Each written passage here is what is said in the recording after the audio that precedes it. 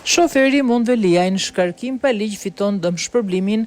Bashkia e përndoqi 7 vite në gjyqe.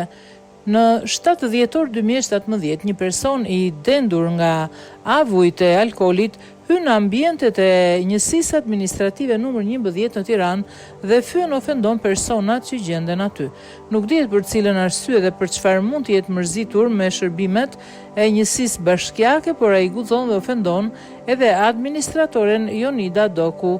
Situata neutralizohet shpejt me ndërhyrjen e forcave të policisë, por administratoria e shkarkon të gjithë mblefin për situatën e krijuar tek shoferi i saj BR. Sipas drejtueses, shoferi nuk ka bërë sa duhet për të mbrojtur dinjitetin e saj përballë personit të dehur dhe e propozon shkarkimin e tij nga detyra. Në një institucion të rësisht të centralizuar, vendimi për shkarkimin e shoferit të njësisë numër 11, një strukturë periferike e Bashkisë së Tiranës, merret nga drejtuesi më i lartë Erion Veliaj. Në 18 janar të 2018-s, motivacioni mungesë e lartë, profesionalizmi dhe përgjegjshmërie në ushtrimin e funksioneve.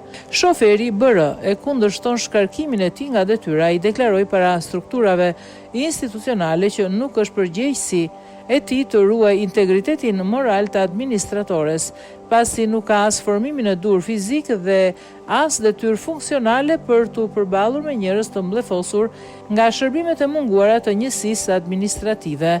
Ai drejtohet gjykatës së Tiranës, ku kërkon që të dëmshpërblehet me 16 paga mujore.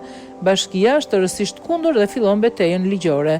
Një institucion ku drejtorët kryesor të saj akuzojnë zyrtarisht se i kanë dhënë miliona euro tendera kompanive të krijuara prej tyre, aty ku kryetari i bashkisë është nën arrest, pasi dyshohet se ka kanalizuar qindra mijëra euro publike në favor të organizatave të bashkëshortes së tij, Ajola Xoxa.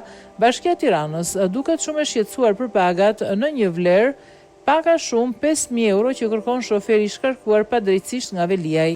Përdjekja e gjyqësore ndaj shoferit vijon për më shumë se 7 vjet. Vetëm së fundmi, gjykata e lartë e ndau përfundimisht çështjen duke konfirmuar vendimin e gjykatave më të ulta, të cilat i dhanë të drejtën e dëmshpërblimit shoferit. Ngjarja është e rëndom, por ajo është shumë e rëndësishme për fatet e një qytetari i cili priti 7 vjet për të drejtën e tij krahasuar me shqetësimin e kryeministrit Edi Rama, i cili u deklarua i revoltuar se si gjykata e Tiranës zgjati për 7 vjet një çështje të rësisht ordinere, ku ai kishte paditur për shpifje ish kryetarin e Partisë Demokratike Lulzim Basha.